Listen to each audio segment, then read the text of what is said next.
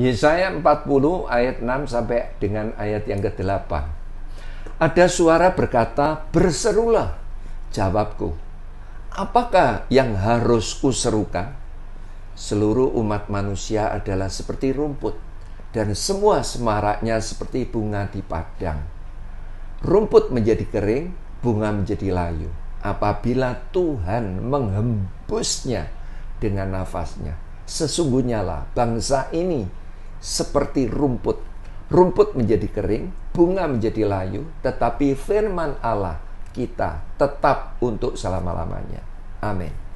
Jadi satu ketika pada waktu Yesaya itu mengalami encounter, perjumpaan dengan Tuhan, Yesaya mendapat gambaran tentang kehidupan bahwa semua keindahan yang ada di dalam dunia ini adalah sementara.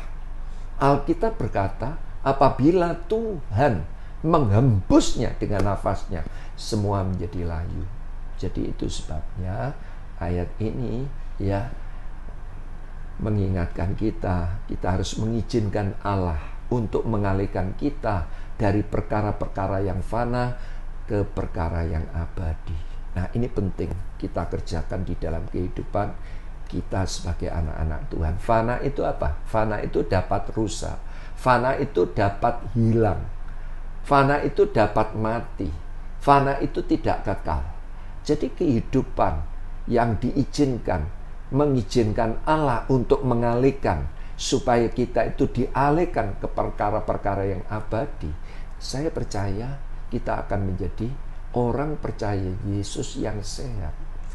Jadi jangan sampai kehidupan kita itu terus berkubang di dalam kehidupan yang sementara ini. Jadi itu sebabnya pada waktu Yesaya ini mengalami encounter, berjumpa dengan Roh Allah, dia mendapat petunjuk, berserulah. Dan kemudian Yesaya tanya, apa yang harus aku serukan? Dan Alkitab memberitahu kepada Yesaya, Roh Allah memberitahu kepada Yesaya, seluruh umat manusia itu seperti rumput, semua semaraknya seperti bunga di padang. Rumput menjadi kering, bunga jadi layu apabila Tuhan menghembusnya dengan nafasnya. Sesungguhnya bangsa ini seperti rumput. Rumput jadi kering, bunga menjadi layu, tetapi firman Allah kita tetap untuk selama-lamanya. Jadi Tuhan tidak mau kita itu selama-lamanya memang tinggal di dalam dunia yang sementara ini. Amin. Jadi itu sebabnya belajar. Tetapkan hati pikiran kita kepada keindahan yang abadi. Sebab apa? Alkitab berkata begini, ditulis di dalam Kolose 3 ayat 1 sampai 4. Karena itu kalau kamu dibangkitkan bersama-sama dengan Kristus, carilah perkara yang di atas, di mana Kristus ada, duduk di sebelah kanan Allah. Ayat 2, pikirkanlah perkara yang di atas, bukan yang di bumi. Sebab kamu telah mati dan hidupmu tersembunyi bersama dengan Kristus di dalam Allah.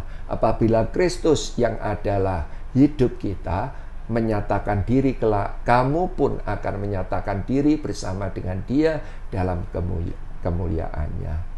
Jadi itu sebabnya hari-hari ini kita sebagai anak-anak Tuhan jangan dibelenggu oleh kehidupan yang sementara. Kita harus mengizinkan Allah untuk mengalihkan kita dari perkara-perkara yang fana, perkara-perkara dunia ini, ke perkara-perkara yang abadi. Contohnya bagaimana? Contohnya bila mana hari ini saudara sebagai orang tua dipercayakan harta kekayaan. Nah, ya sudah, mumpung kita masih sehat, dipanggil anak-anak, ya sudah dibagikan kepada anak-anak. Begitu. Jadi jangan sampai warisan ini dibuat rebutan oleh anak-anak kita. Itu tidak baik. Ya.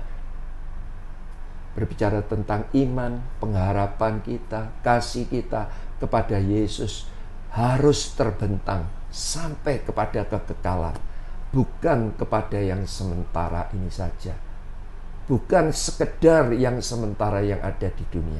Sebab di dalam 1 Korintus 15 ayat 19, Paulus berkata kepada jemaat di Korintus, jikalau kita hanya dalam hidup ini saja menaruh pengharapan pada Kristus, maka kita adalah orang-orang yang paling malang dari segala manusia.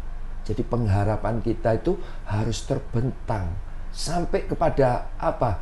Kepada kehidupan kekal, bukan kehidupan yang sementara. Berbicara iman saudara dan saya harus terbentang sampai kepada kekekalan, bukan kepada yang ada sesaat, yang ada sementara di dunia ini. Yang artinya apa? Bila mana hari-hari ini saudara mempunyai pergumulan dan Tuhan belum jawab, saudara harus tetap pegang kuat iman saudara. Ya, sekalipun di dunia ini belum dijawab, saudara harus mempunyai keyakinan di surga Tuhan pasti menjawab. Tuhan Yesus memberkati.